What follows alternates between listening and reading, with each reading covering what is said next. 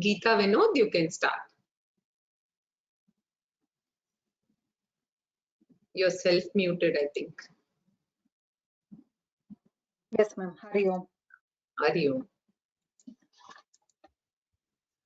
पार्थाय प्रतिबोधितां भगवता नारायणेन स्वयं व्यासेन ग्रथितां पुराणमुनिना मध्ये महाभारतम् अद्वैतामृतवर्षिणीं भगवतीम् अष्टादशाध्यायिनीम् अम्ब त्वामनुसन्दधामि भगवद्गीते भवद्वेषिणी नमोऽस्तु ते व्यासविशालबुद्धे फुल्लारविन्दायतपत्रनेत्र येन त्वया भारततैलपूर्णः प्रज्वालितो ज्ञानमयः प्रदीपः प्रपन्नपारिजाताय स्तोत्रवेत्रैकपाणये ज्ञानमुद्राय कृष्णाय गीतामृतदुहे नमः। सर्वोपनिषदो गावो दोग्धा गोपालनन्दनः पार्थो वत्स सुधीर्भोक्ता दुग्धं गीतामृतं महत् वसुदेवसुतं देवं कंसचाणूरमर्दनं देवकी परमानन्दं कृष्णं वन्दे जगद्गुरुम् भीष्मद्रोणतटा जयद्रथजला गान्धारनीलोत्पला शल्यग्राहवती कृपेण वहनी कर्णेन वेलाकुला अश्वत्थामविकर्णघोरमकरा दुर्योधनावर्तिनी सोत्तीर्णा खलु पाण्डवैरणनदी कैवर्तकः केशवः पाराशर्यवचः सरोजममलं गीतार्थगन्धोत्कटम् नानाख्यानककेसरं हरिकथा सम्बोधनाबोधितम् लोके सज्जन षट्पदैरहरहः पेपीयमानं मुदा भूयाद् भारत पंकजं कलिमल प्रध्वंसि न श्रेयसे मूकं करोति वाचालं पंगुं लंघयते गिरिं यत्कृपातमहं वन्दे परमानन्दमाधवम् यं ब्रह्मा वरुणेन्द्र रुद्रमरुतः स्तुन्वन्ति दिव्यैस्तवैः वेदैः साङ्गपदक्रमोपनिषदैः गायन्ति यं सामगाः ध्यानावस्थिततद्गतेन मनसा पश्यन्ति यं योगिनः यस्यान्तं न विदुः सुरासुरगणाः देवाय तस्मै नमः। हरि ओम्।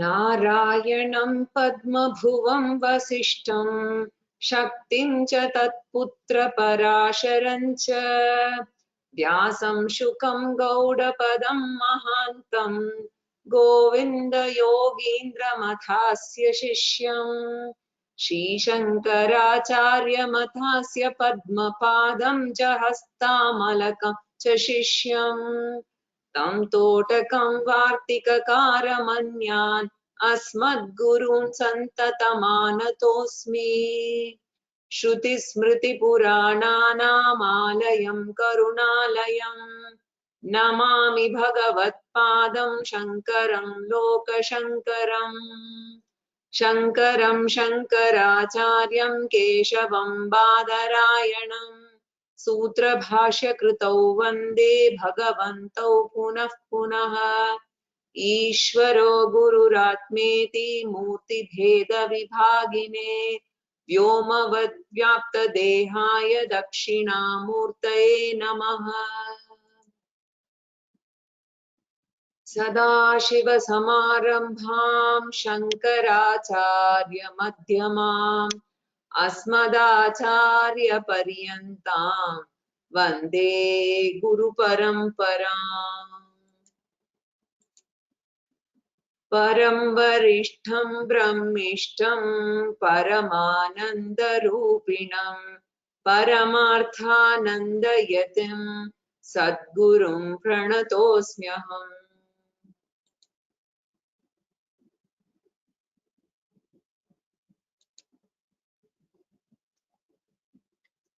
So today I'll give you a summary of the 17th chapter of the Gita and also maybe introduce the 18th chapter. So Lord Krishna's main teaching to Arjuna can be seen from chapter 3 to chapter 17. The first chapter of the Gita happens to be an introduction in which Arjuna becomes a disciple of Krishna and requests Krishna to solve his emotional problem, which is born out of raga or emotional dependence, which is a very serious human problem. And emotional dependence will definitely lead to anxiety. And when the object or person of dependence leaves me, the sorrow becomes an immense one. So at the same time, we are not able to avoid emotional dependence because the mind is not strong enough to stand emotionally by itself. And this internal mental weakness is an expression of samsara. And Arjuna faces samsara in the first chapter, wherein he has to fight against his own near and dear ones, right? So when he thinks of the possibility of their death and a life without these people, he is not able to withstand, right? Even that imaginary separation. Then what to talk of an actual one when it happens, right? So this was introduced in the first chapter and which we call raga, shoka and moha, emotional dependence, consequent anxiety and grief, and moha or conflict or delusion with regard to how this has to be addressed and should something be done or not done. So Krishna's teaching is to solve this problem. Not only this problem belongs to Arjuna, but this is a universal problem. Arjuna is a representative here, right? Every human mind is weak enough that it is not able to emotionally depend on itself and it is looking for a crutch, right? Therefore, human beings, they need this emotional crutch, and which is what is creating a problem, and Krishna is attempting to solve the problem here through the entire Gita teaching. So the entire teaching is summarized in the second chapter, and then the teaching is elaborated from the 3rd to the 17th chapter, and 18th chapter is the summary of the entire Gita. So second chapter is the summary and 18th chapter is the concluding summary. So the actual teaching, the expansion, is found between the 3rd and the 17th chapter, and this actual teaching we have now completed because we have completed the 17th chapter. The 18th chapter is going to be no fresh teaching but consolidating all the ideas taught in the previous chapters from 3 to 17, right? The 14 chapters. Throughout this Gita teaching, Krishna had conveyed, very important, only 2 messages, right? And in every chapter, we repeated that at the end to reconfirm or reaffirm that the 2 different subject matters were Brahma Vidyayam Yoga Shastre, right? That is Brahma Vidya and Yoga Shastra. otherwise also referred to as Atma Vidya and Yoga Shastra. Okay, so that's the central message, because according to Krishna, right, self-knowledge alone will give the necessary emotional strength to depend on ourselves, right? So in the 3rd chapter, the 17th verse, we saw Yastvat Maratireva Syad Atmatriptasya Manavaha Atmanyeva cha Santushtaha Tasya Karyam Na Vidyate. Suppose there is a man who loves the self, that is Atma alone, who is happy with the self alone, and who is contented with the self alone, there is nothing to be accomplished for him anymore. So throughout the Gita, Krishna says, he says a jnani alone is emotionally independent. He can accommodate people, things when they are available, and he can also manage if they are not there. Agate swagatam kuryat, gacchantam na nivarayet. When something comes, welcome it. When something goes, do not stop it. So when they are available, we enjoy their presence, but their absence also is okay. Everything that comes will also go, and nobody can be stopped, nothing can be stopped. So in Uddhava Gita, we actually find Uddhava getting attached to Lord Krishna, right? The avatar, as Avatara Krishna, and when the time comes for Krishna to go back to Vaikunta, Krishna takes leave of Uddhava, and Uddhava says, I'm attached to you, right? And how can I live without you after all the, so many years of being with Krishna? So here he is not associating with Krishna as Ishvara, but the Avatara Purusha. He says, I can't live without you. Either you stay with me or you take me also with you. So Krishna gives the same teaching that is taught in the Bhagavad Gita in Uddhava Gita, right? Only difference is Uddhava Gita has slightly more chapters, and it also has 1,000 and odd verses as compared to the 700 verses of the Gita, right? Very profound, very similar also, right? The teachings, it has more examples, etc. Right? So knowledge is the only method, right? That is what Krishna is communicating. Sukham me sarvada bhuyat dukkham abhut kadachana iti icha sarvasamanya jnanadeva tatsityate. May I always be happy. May I never be unhappy. This desire is common to all beings. This universal desire is fulfilled through self-knowledge alone, right? So if they want to discover that, jnana deva atma jnanam, that alone gives emotional strength. And this is a very powerful message.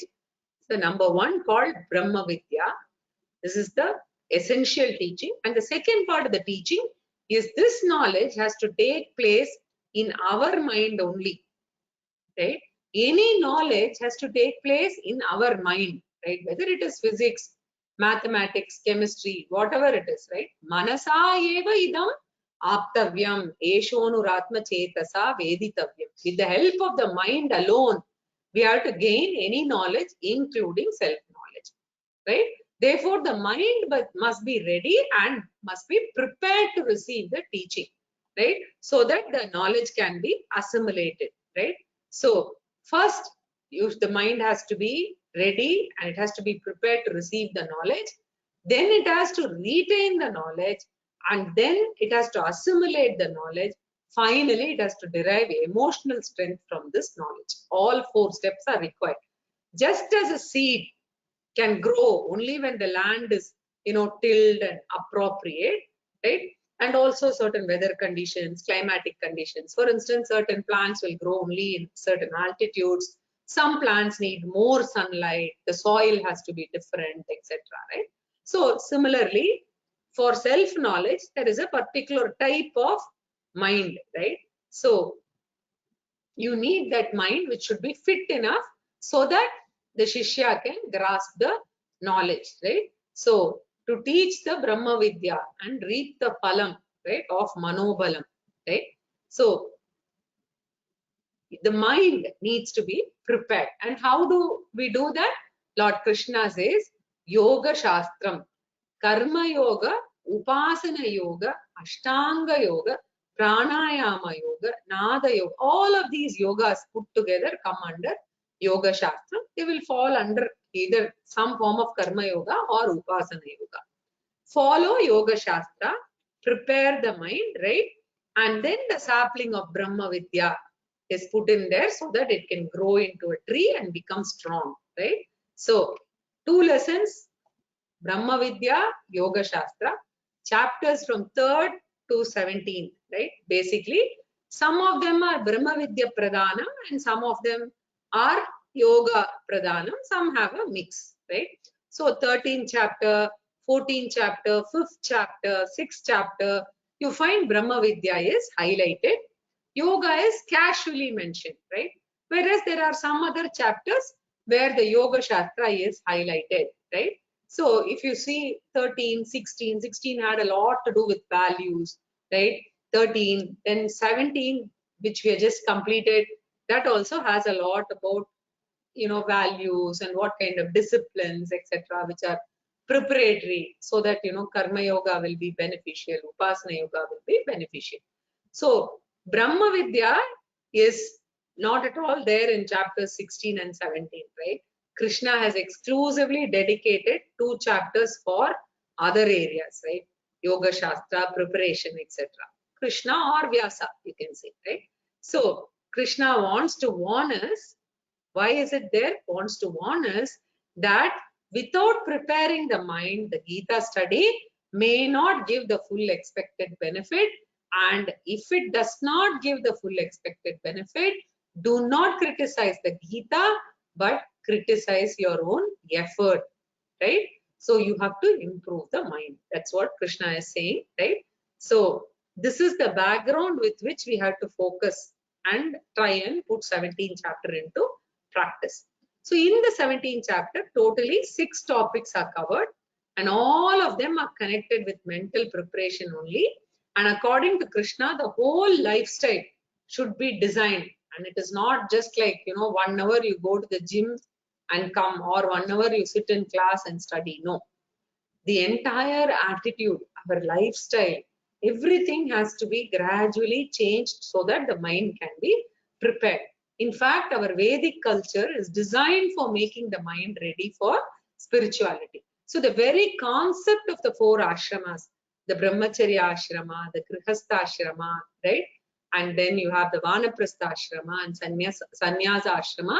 They are for preparing for the gradual evolution from materialism to spirituality. That is a very unique scheme in the Vedic culture. And constantly it reminds us that life is not just earning money, enjoying, and just, going for vacations, raising children. That is, and then getting them married and having grandchildren. That is not the only thing in life. There is a higher order goal. It is something more. So that is why they used to have satsangas, where during satsangas, like-minded people could discuss this, right? So the 6 topics, all of them are dealing only with preparation, right? So we saw various topics. In fact, we saw Shraddha, we saw Ahara, we saw Yajnaha, then we saw Tapaha, then we saw Danam, right? We're going to see, we'll summarize each one of these. So we saw these 5 unique topics. Then, of course, the beginning and the end. And then the end, we saw the significance of the great mantra, Om Tat Sat. So there are important topics, if you see, 6 topics, 5 covering Ahara, Yajna, Tapaha, Danam, and then you have the Shraddha, and then you have Om Tat Sat itself covered. So each topic will quickly summarize. The first one is Shraddha, and Shraddha or faith in scriptures and God is considered a very, very important feature or sadhana. So that is why the chapter itself is called Shraddhatraya Vibhagaha. Even though 6 topics are there, the chapter is titled Shraddhatraya Vibhagaha, right? Not only in the 17th chapter Shraddha was highlighted. If you remember, it is worthwhile actually checking where all it has been highlighted. In the 4th chapter itself, Krishna said, right? and Shraddhavan labhate jnanam tatpara sanyatendriyaha jnanam labdva param shantim ajirenadi gacchati. I just missed whether it's 4 or 5. We need to check that. Then in the 9th chapter, Ashraddadanaha Purushaha Dharmasyasya Parantapa Aprapyamam Nivartante Mrityu Samsara Vartmani. Ashraddadana Purushaha. Throughout Gita, Krishna mentions it's very, very important. Only if you have Shraddha in the validity of the Shastra and Bhagavan, then alone I will choose these scriptures as a guide for my life. So the first step is I have to choose the scriptures as my guide for life. I can never choose the scriptures if I don't have faith and validity of the scriptures, right? If I don't believe in the validity of the scriptures, I will not be able to choose that, right?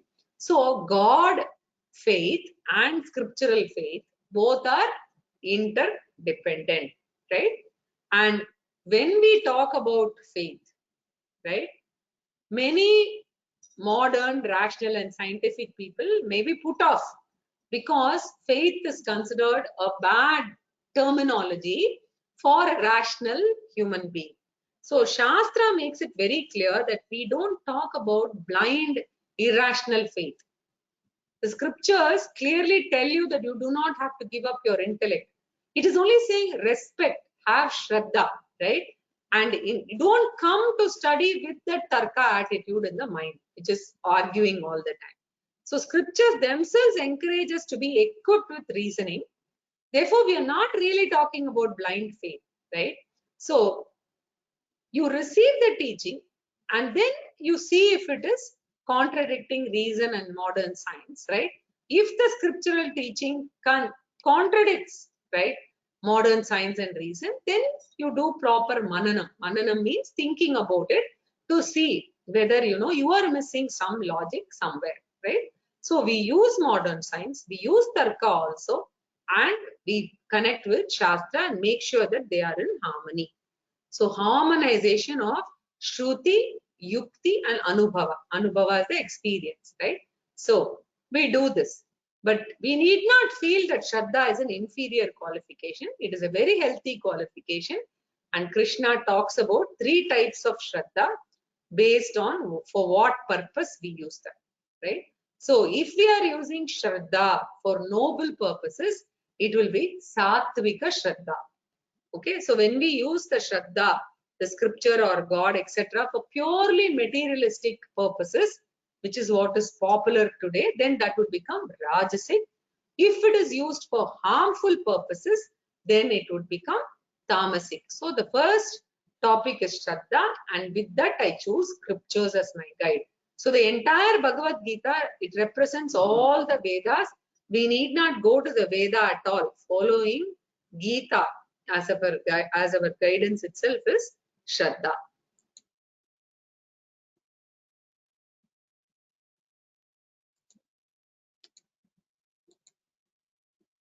And the second one is Ahara.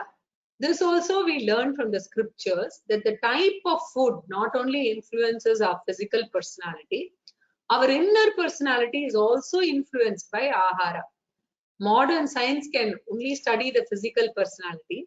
Shastra talks about the mind, Sattva, Rajas and Tamo Guna, and which type of personality is conducive for spiritual growth. The Sattva, right? So in fact, in our tradition, the food practice depended on the type of pursuit. The Ahara for a Brahmana and the Ahara for a Kshatriya, they were not the same because Kshatriya had to fight in the war and a Brahmana had to do a lot of meditation, right?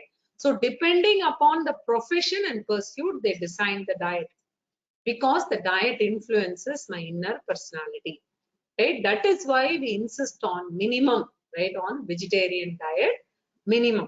We definitely must avoid liquor, right, and non-vegetarianism, especially if you're a spiritual seeker.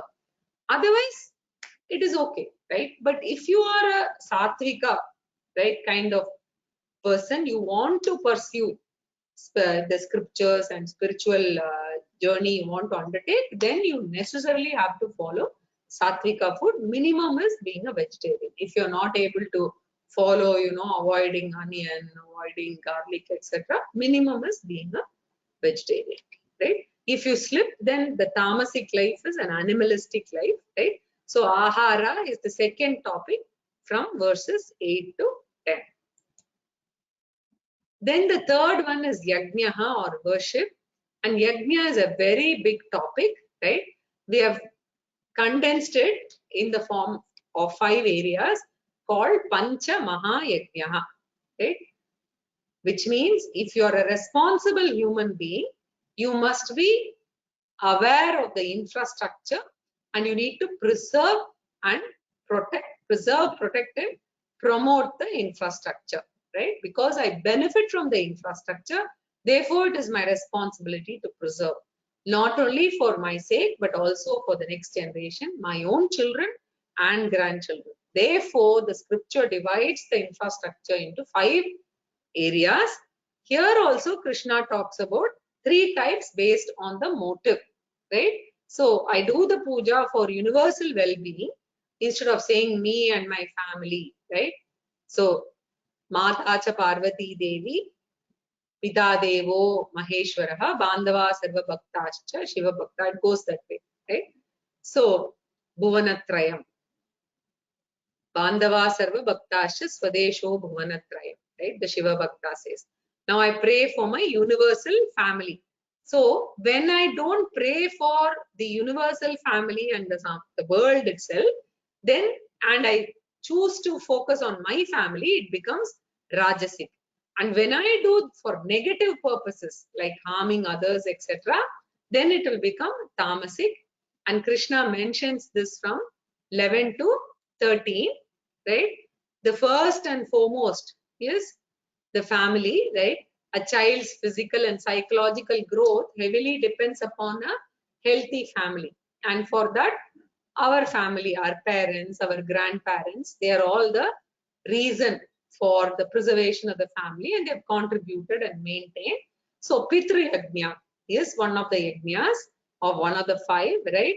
And we pray to the ancestors, the departed ancestors through Shraddha, rituals, etc. And we also look after the older generation, right? In whatever way we can look after, right? It is important that we take care of them. At least that was the Hindu culture, right? So Pitru Yajna means reverential contribution to parents, grandparents, taking care, and then the future rituals also are equally important, which is in the form of Shraddha, Tarpana, etc. The next one is Manushya Yajna. The society benefits me, therefore I should contribute to the society. So that is fellow human being, service to the fellow human beings. And then the next one is Bhuta Yajna, right? So Bhuta Yajna, the environment, the ecological system, right? Take care that we don't pollute. We take care of the animals. We take care of the plants, right? We make sure that we behave reverentially, responsibly with them, and we take care of them. We take care of the earth itself, right? We preserve, we harvest rainwater, etc. Right? Those all come under Bhuta Yajna.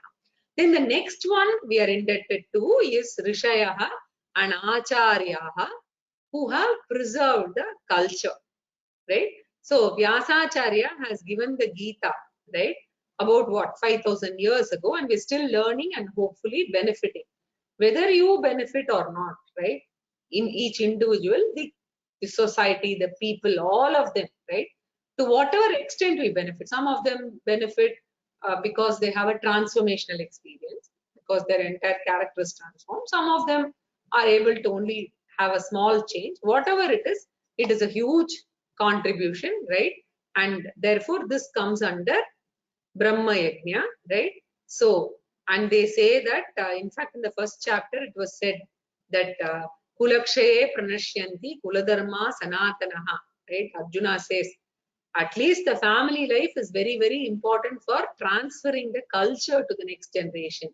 And this is called Brahma Yajna. And then finally comes the biggest and vastest infrastructure called the Pancha Bhutani, right? the Akasha, that we can't, the entire universe around us, right? Akasha, the space, and Vayu, right, which is the wind, which is also polluted. Jalam is polluted. Prithvi is polluted. We must remember these are all Pancha Bhutani, and they manifest. They are the manifestations of what? Vishwarupa Ishvaraha. So we saw Rasohamastu Kaunteya Prabhasi Shashi Suryaha Pranavaha Sarva Vedeshu. So Krishna said, I am in the form of everything. I'm in the form of rasam, the taste.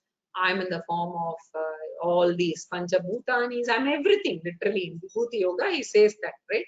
Therefore, Nitya Ishvara Aradhana, right? And Nitya Aradhana, offering flowers to God, right? So that is the fifth one, Deva Yajnaha. And in fact, in our tradition, we say, right? We talk about Lam Prithvyatmane Gandham Dharayami. We say for Chandanam, we invoke, right? We say Prithvi Ram Akashatmane Pushpai Pujayami, right? So we Ram Agniatmane Deepam Sandarshayami. Then that is Deepam is Agni Rupam. Then we say Dupam Agrapayami, that is Vayu Rupam, right? So each one of the Pancha Bhutas we bring in when we are actually offering to the Lord, and also when we are also doing the Sankalpa, we bring all the Panchabhutanis, right, in the form of Agni, Vayu, Prithvi, all of them, right? So finally, we also give water. Amritatmane Amrutopaharam Nivedayami. So all the elements are brought in there. So this is, sometimes we pray in the form of Ishwarupa Ishvara. Sometimes we also pray in the form of Ishta Devata, right? Or it can also be a symbol, like it can be the Shaligrama or the Shivalinga. Nitya Aradhana is compulsory. Whatever is working for the person, whether it is Ishta Devata or whether it is a symbol like Linga or Shaligrama, or whether it is Vishwarupa Ishvara, right? I spoke about expansion meditation when I did chapter 6. So in the form of expansion meditation, we can focus gradually from, the earth, wind, etc. Finally, you go to Akasha, which is the subtlest, right? Akasha Dhyanam, Prakasha Dhyanam and all, we spoke about it. So they are all worships, and so Deva Yajnaha in any one of those forms. So here also Krishna talks about 3 types based on the motives, as I said. These 5 yajnas itself, it can be a sattvika, it can be rajasika, or it can be a tamasika kind of prayer, right? So, as I said, Bandhava Sarva Bhaktascha Swadesho Bhuvanatrayam, you can pray for the entire universe, Sarve Bhavantu Sukhinaha, you can do that also, right? And it can be a Rajasika or it can be a Tamasa Yajna also, right? Today, by chance, I remembered, so I thought I should share with you. I think I was pleasantly surprised to see the Prime Minister of the country offering puja to this Shakti temple in Bangladesh yesterday, I think, and saying exactly this Sarve Bhavantu Sukhinaha, right? With very, very nice to remember, and he prayed for the world to be rid of coronavirus, right? So that is the universal prayer, and which is talked about as Sattvika kind of yajna here. Then he talks about tapaha, after ahara, yajnaha, etc. Tapaha. So a life of discipline in which I keep all my instruments under my control. Exactly like the driver of a car who keeps a car in control. So you may remember, I did this in detail. In the Kathopanishad, you have the Ratha Kalpana, right? So a chariot is compared to the human being and his destination, etc. Right?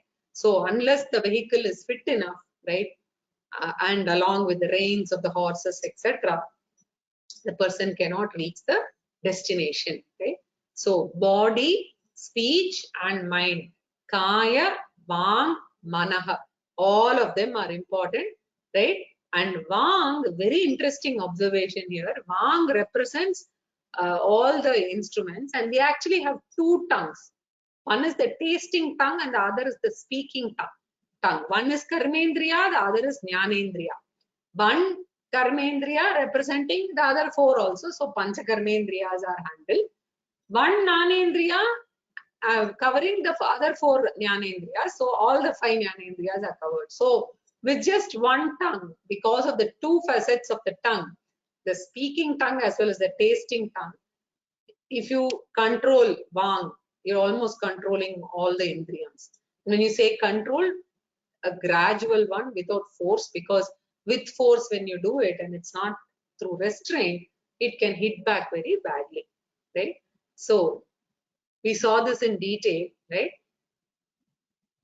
And for the tongue, there is this taste also. So if you conquer the tongue, speaking and eating, then you conquer all the sense organs, right?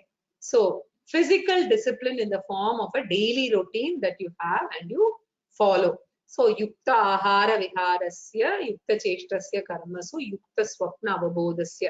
So you have a time for eating, time for sleeping, time for working, time for spiritual sadhana, etc. So as Swamiji says, today because we have a refrigerator and food can be kept there at all times, it is perfectly okay to eat at any time. And I think as generations are going ahead, we are going to find even that difficult, because people don't seem to be thinking that they have to even stick to a schedule to have their breakfast, lunch or dinner, because food is anyway available and it doesn't get spoiled. You can always put it inside the refrigerator and move on, right? So, but for spiritual sadhana, it is very important that we maintain this discipline, and there are specified times when you do your meditation, when you do Shravanam, Mananam, Nididhyasana, etc. Because that brings the mind under a control or discipline, so that the mind will start focusing at that appropriate time, right? So all the physical pujas are meant for that only. And Surya Namaskara, in fact, I was hoping to get a pictorial representation of that, but you can see it also. Plenty of them are available on the internet. The way the Surya Namaskara is performed, it takes care of so many facets, right? In the early morning, you go, you also get good ozone, you get a good energy, then you are able to stretch your body, you get to pranayama. So all of this is covered along, and it's a Vedic ritual. It's in the Karma Kanda, so you also get punya, right? So everything is covered under that, right? Arogyam Bhaskarat Ichet. From the sun, we are asking for, or we like, or we want, we desire Arogyam.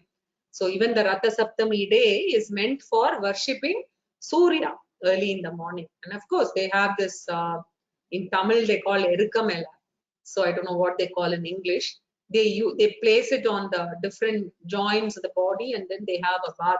We've forgotten all of these, and because these days very rare to see people even following Ratha Saptami, etc. But very important to note that it is for rejuvenating the energy and purifying of the mind and body, right? So that is why many Hindus still they do Surya Namaskara, right?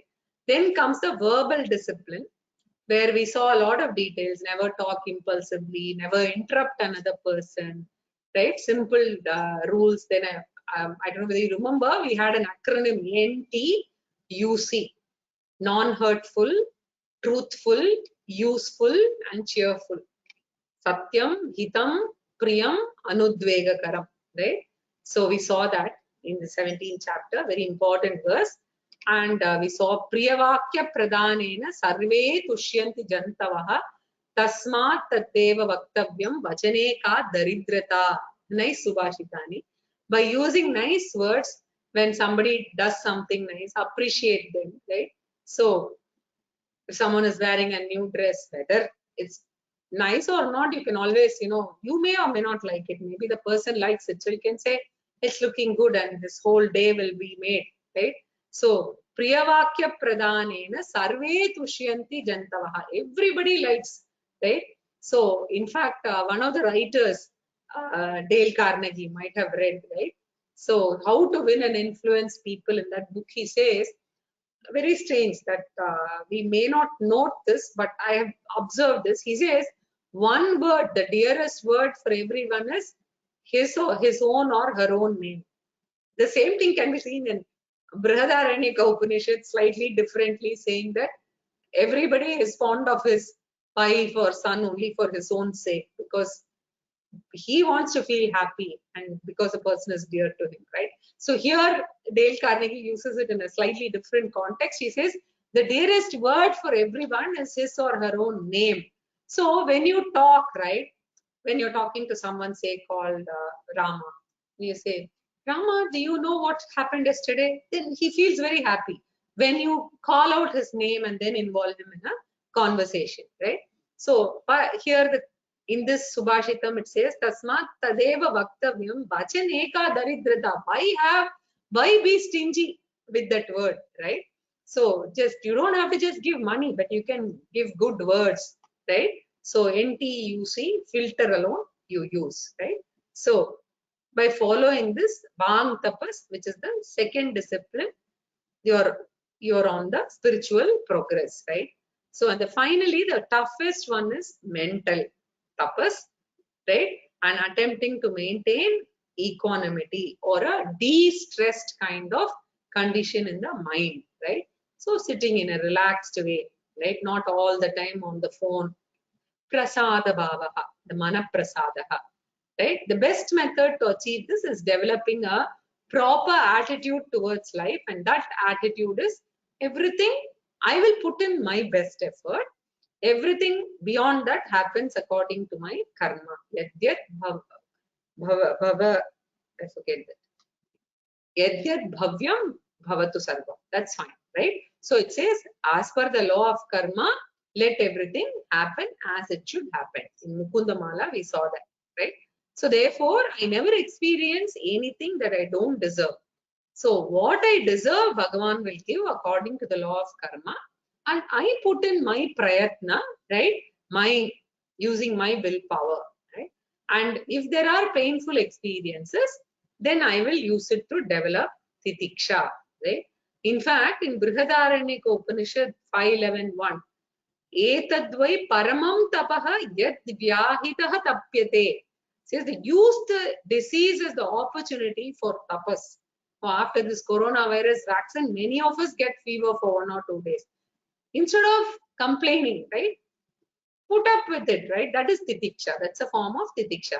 Vyahitaha means even in vyadi, take it as tapas, right? So once I have this attitude of acceptance, right, then I need not be silent. I can try to improve the situation, but until I cross over that experience, I'm able to be a little better off, because I'm able to handle my mind.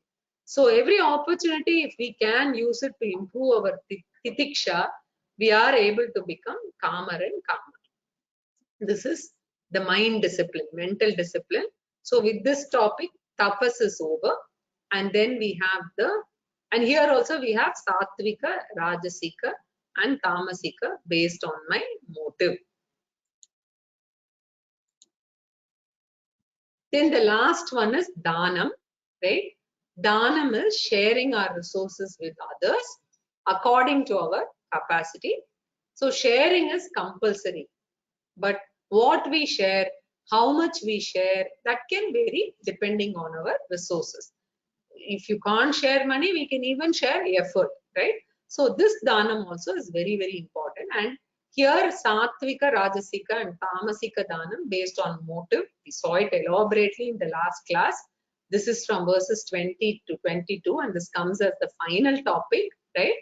And there we actually saw, if somebody does danam and makes such a propaganda out of it, that is Rajasik. But still, that is better than not doing any danam at all, right? So we saw all of the varieties of danam. So with this, the 5 topics have been summarized: Shraddha, Aharaha, Yajnaha, Tapaha, and Danam. So the last one here is the great mantra, Om Tat Sat, right? They are all great words coming from the scriptures and they all refer to Ishvara only. So we saw the meaning of Om, meaning the protector of all, Avati iti Om, and Tat means the Lord who is beyond our sense organs, Indriya Agochara Ishvaraha, right? So, like the 15th chapter shloka, if you remember, we saw Udva Mula Madashakam. The tree is visible, but the root is not visible. But the root alone sustains the tree. Similarly, the world is visible, Ishvara is invisible. The invisible Ishvara alone is the root of the visible tree. So Tat means who is beyond the sense organs. And then for Sat, Krishna gave 5 different meanings, if you remember. Sadbhave, meaning existence. Sadhubhave, meaning good conduct. Prashaste karmani, any noble action. And then Sat being commitment or willpower to practice the spiritual disciplines. And then Karma eva tadartiyam, any other satellite activity that will promote the yajna, dana or tapas. Of them, one is very important, which refers to Ishvara, the existence principle. So even that, if we remember Om Tat Sat as the existence principle, it is enough. So the eternal existence who lends existence to everything, just as gold lends existence to all ornaments, wood lends existence to all furniture, right?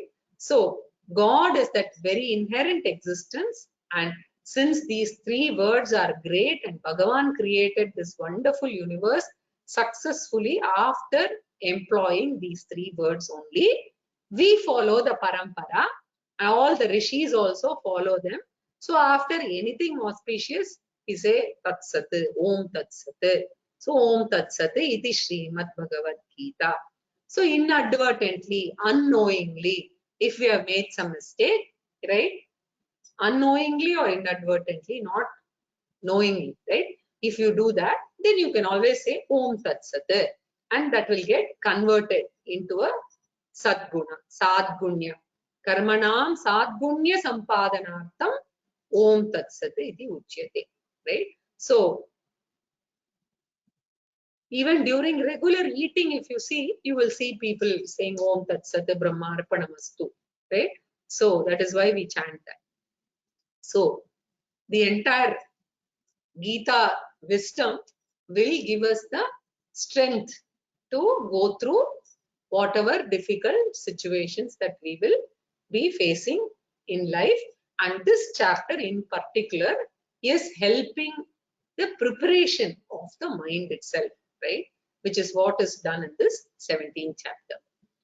Now, just a quick few points that I wanted to add, which is just to remind you that very, very practical and relevant chapters which need to be revised regularly, I would say day-to-day basis, and needs to be practiced, right? So I just summarized them in these slides. Chapter 13, we saw verses 8 to 12, a list of all the important virtues, right? Amanitvam, Adambitvam, etc. Then we saw in 16th chapter what we call the Daivi Sampat, okay? Purity, scripture, Swadhyayam, clarity, sense control, worship of the God, Ishvara Pranidhanam, all of that we saw. The 16th chapter. We also saw what we should not follow or what we should avoid, which was in the form of Asuri Sampat in chapter 16. And then now we have seen in chapter 17 the Satvika, Rajasa and Tamasa Guna aspects of Shraddha, Ahara, Yajna, Dana and Tapas. So put together, if you see these 3 chapters, right, following some of these disciplines and focusing on the values, these 3 are extremely practical and relevant for our day-to-day work life, family life. In dealing with the Pancha Anatmas, this is of very big help. So I just wanted to leave that thought with you. 13, 16 and 17 chapter, the summary of what is most critical in these 4 slides is put on. Now, so let us just quickly do a brief introduction to chapter 18. Shankaracharya points out, right, that the 18th chapter is the winding up chapter of the Bhagavad Gita.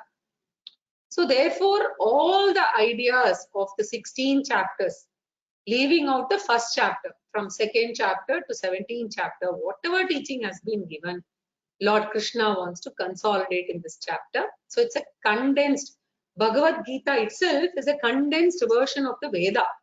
So condensation of the Bhagavad Gita becomes the summary of the Veda also. Now there is a slight difference in interpretation. Being very interesting, I thought I should bring it up to you. Madhusudana Saraswati Acharya and Shankaracharya's approach, right, is slightly different here. In the Bhagavad Gita Dhyana Shloka, if you remember Arthaya Pratibodhitam that we chant every day, every class, this is actually coming as the Dhyana Shloka where in the Gita Bhashyam written by Madhusudana Saraswati called Gudhartha Deepika. In that only this Arthaya Pratibodhitam comes. And there you have a famous verse, which is that verse, Sarvopanishado Gavo Dogda Gopala Nandanaha. A very subtle difference here, Swamiji notes. Here it says, Sarvopanishado Gavaha Dogda Gopala Nandanaha. So he says the Gita is the extract of all the Upanishads, right? That's what he says. And he says Lord Krishna is the cowherd boy. He has extracted the Upanishad. That means what? According to Madhusudana Saraswati, Gita is the essence of Veda Antabhaga or the Upanishad. Right? Whereas Shankaracharya, what does he say? He says Bhagavad Gita is the essence of not only Vedanta part or Upanishad part, but Bhagavad Gita is the essence of Veda Purva Bhaga and Veda Anta Bhaga. Right? That is why in the introduction to the Bhashyam, he says, Idam Gita Shastram Samasta Vedartha Sarasangraha. So it is the Saramsha of the entire Veda, not just the Veda Anta Sara. So Shankaracharya says that, right? And in the 18th chapter also he says Vedartha Vaktavyaha, right? Not Vedanta, but Vedartha, right? So Swamiji made a passing remark saying that he tends to support Shankaracharya's view because entire Karma Yoga, Upasana Yoga, everything has been covered along with Jnana Yoga, right? So Bhagavad Gita is Veda Sara, which is more appropriate than Vedanta Sara. But in a way, Madhusudana Saraswati Acharya is correct because the main teaching is Vedanta Bhaga only, right? So therefore, this is a subtle point, and in the Bhashyam, Shankaracharya makes it very clear that Gita is a summary of the entire Veda, and that has been communicated.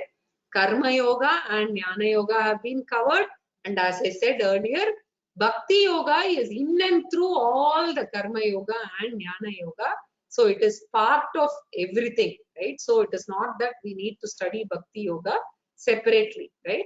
So everywhere Ishvara Bhakti comes. Only thing is whether it is Ekarupa Bhakti, Ishtadevata Bhakti, or whether it is Aneka Rupa or Vishwarupa Bhakti, or is it Jnana Yoga or Atmaswarupa, Arupa Rupa Bhakti. That's the only difference, right? So now how do we know that 18th chapter is the consolidation chapter?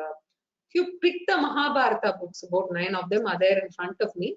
I picked that book, it comes somewhere in the middle of the Mahabharata. Each chapter comes there. So how do I know that the 18th chapter is the consolidation chapter, right? So Shankaracharya gives the reason. It is because as we go through the 18th chapter, we don't find any new message given by Lord Krishna. On the other hand, all the messages given in the previous chapters are only reinforced or reaffirmed. Only certain language and expressions have been changed. For instance, Karma Yoga has been named Satvika Sannyasa. Right? Some expression differences are there. So that is how we come to know in 18th chapter, since there is no new topic, it is the consolidation chapter. So, and according to Shastra, the rule is Upakrama, the beginning, and Upasamhara, the end. Okay, they have to condense the central body of the teaching, right? So that's a rule in Tatparya Nirnaya. Upakrama and Upasamhara are important. So Lord Krishna or Vyasa for that matter, follow that method. Second chapter is Upakrama, or the beginning. 18th chapter is Upasamhara. Both these chapters condense the entire Bhagavad Gita. Therefore, he says, in all these chapters, what has been already studied by us, that is what is being said in the 18th chapter. Karma, Bhakti, Upasana, Jnanam, Jnana Sadhanani, right? All of them in this chapter, Asmin Adhyaye Avagamyate. So we are able to see as presented by Lord Krishna. And as far as the beginning of this chapter is concerned, here also Arjuna is asking his final question, and his final question is regarding sannyasa. Why? Because it's always bugging him. In Arjuna's mind, he somehow wants to run away from the battlefield to Rishikesh, which is nearby. Therefore, the Shastric sannyasa is a very convenient excuse for him. Therefore, his mind has been always in sannyasa vritti. Unfortunately, it is an escapist kind of sannyasa, right? So Lord Krishna did not want to endorse his thought, right? So again in the 18th chapter, Arjuna makes this final attempt, right? A thought, and therefore he raises a question here, and also a legitimate reason also for raising this question. Lord Krishna has been using two words, if you see, sannyasa and tyaga. Both these words are repeatedly used in the meaning of renunciation, right? In the 5th chapter, he used the word Naishkarmyam Siddhi Paramam Sanyasena Adhigacchati Sarve Karmani Manasa Sanyasya Sukham Vase. In the 12th chapter, he again used the word Anapekshaha Shuchirdakshaha Udasino Gatapyataha Sarvarambe Parityagi Yomad Bhaktaha Same Priyaha. He used the word Tyagi. So, and he also said Shubha Shubha Parityagi. So, in one place he uses the word sannyasa, another place he uses the word tyaga. Now, is there any difference at all, right? Because he's interchangeably using, right? So, also in the Upanishads, if you see, there is a reference in one place to sannyasa Vedanta Vijnana Sunishchitartaha Sannyasa Yoga Dhyataya Shuddha Sattvaha. And then in another place, it says, Na karmana na prajaya danena tyagenaika amrutatva manashu. The word tyaga is used. So there is, like that, there is a fine difference between sannyasa and tyaga, as we see in the Upanishad also. So Arjuna's question is also in a way legitimate, right? We cannot brush it aside saying he wants to run away. So he is saying, what is that, right? What is the significance of the word sannyasa and tyaga, with a desire to actually know. And that is how Arjuna raises this question, and which becomes the reason for introducing the 18th chapter. And thereafter, Lord Krishna proceeds to winding up the whole teaching, right? So we will start the 18th chapter in the next class. Purnamada Purnamidam Purnat Purnamudachyate Purnasya Purnamadaya Purnamevavashishyate. Om Shanti Shanti Shanti. Now I just wanted to make a mention. We are trying to complete the Gita by end of May. So therefore, we are proposing to have 2 classes every week in the month of May, Saturday and Sunday. And there is a timing change also, 6:25 to 7:30. We will confirm, and we will definitely send you mailers also to this effect. So I just wanted to make sure that I announce to you all. So just make a note of this. Now let me see if there are any questions. Okay. I was revising Introduction to Vedanta and was wondering where Sahaja Samadhi meditation, where one meditates on a personal mantra, fits in the 4 kinds of meditation you explained. Okay. In the context of Vedantic meditation or Vedanta, Sahaja Samadhi has a very different connotation, and I would like to stick to that connotation because that is what my Guru has taught me. Sahaja Samadhi means carrying your day-to-day, carrying on with your day-to-day work with a Shruti in the background, which is Aham Brahmasmi. Always knowing and being aware that I am the Atma, I am associated with the Atma, and this body-mind complex is actually a temporary vesha that I am having, and I am playing a role, and this is a entertainment, right? And I am actually the original Atma. That is referred to as Sahaja Samadhi in Vedantic parlance, and not any of the others that you have mentioned. So any of the other meditations will come under either concentration, or if you're taking a japa and meditating, or if you're meditating on your Ishta Devata, it would come under concentration meditation, which is the third kind of meditation. Then the second question is, many people choose to remain single. Are they skipping samsara ashrama? Okay, there are people who can skip ashramas. They may have reasons, and if they are wanting to be on a spiritual journey, there is a way to actually bypass grihastha ashrama and directly go to sannyasa ashrama. There are such possibilities, but they are more exceptions than the common one. Would there be any assessment at the end of this program? I never thought about it, but now that somebody has asked about it, Vasudev sir, I'll take it back to Vyoma and see. My guru has never had assessment tests for us because this is Vedanta. Let me see if we need to do something about it. Does anybody else have any other questions? Yeah. Mohanaji, your self-mute. Namaskara, Bhagini, namaskara. And is it open? Am I muted yet, or is it? I'm No, unmuted? We can hear you. We can hear you. Okay, two questions. The one thing about you said you're going to finish it in May, but on Saturdays I have the Bhagavad Gita chanting by Brindakaranam. So It's will not that clashing with that time? That is. I'm sure it's not clashing.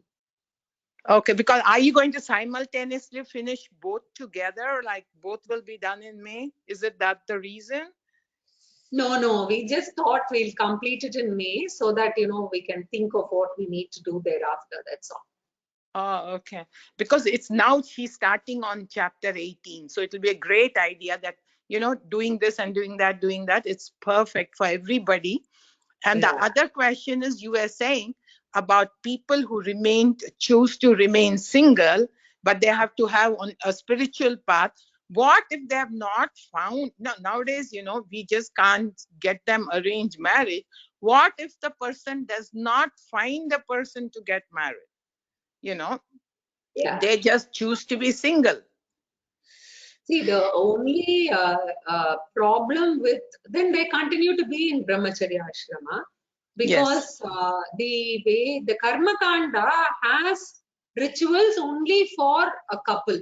That's how the Karma Kanda is, because the Vedic, the Vedic tradition had only provision for a couple, and they thought it was also appropriate because they spent maximum 40-50 years in that ashrama.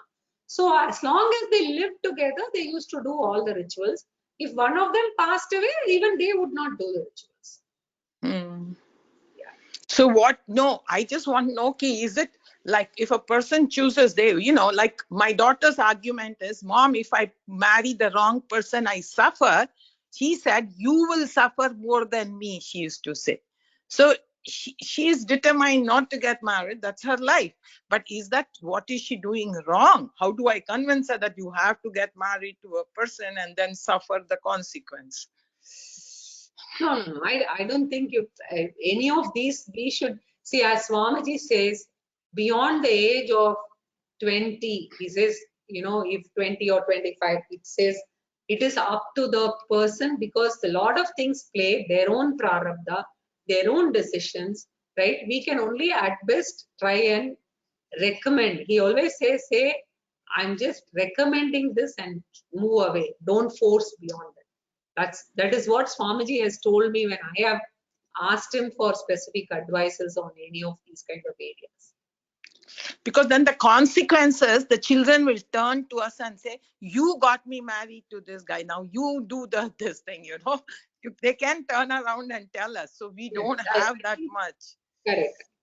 I think that is why we say that if the person is an adult, we should allow that person to take decisions and move on, because the It is their consequences are, karma. yeah. Okay. Dhanyavadaha. Dhanyavadaha. Anybody else?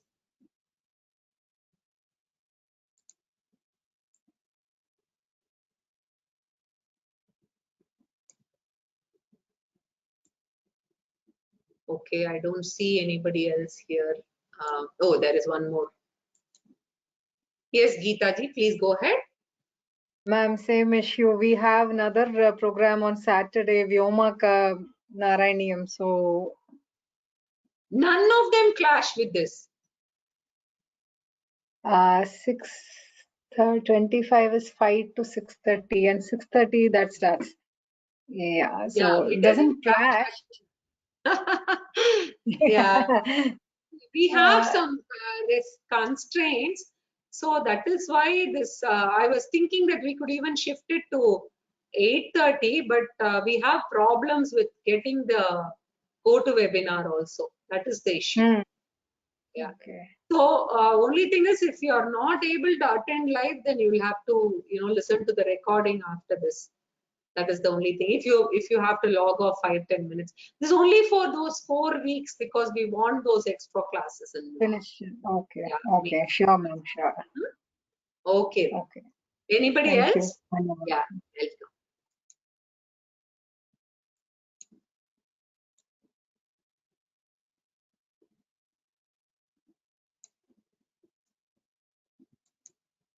Hari Om. Then next week we will meet.